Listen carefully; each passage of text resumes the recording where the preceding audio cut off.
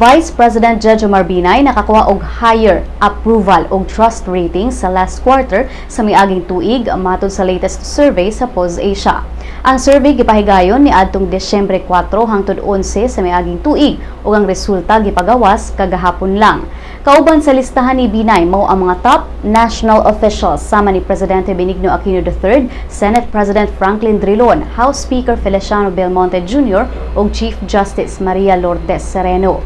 Base sa report, misaka ang performance ratings ni Binay gikan sa 43% ni atong Setyembre sa miaging tuig ngadto na 52% sa Disyembre sa miaging tuig.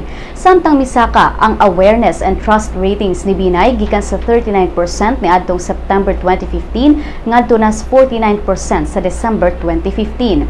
Matod sa survey nga mas daghan ang misalig kang Binay sa Luzon sa 52%, sunod sa Mindanao sa 49%, dayon sa National Capital Region sa 46% ug sa Visayas sa 43%.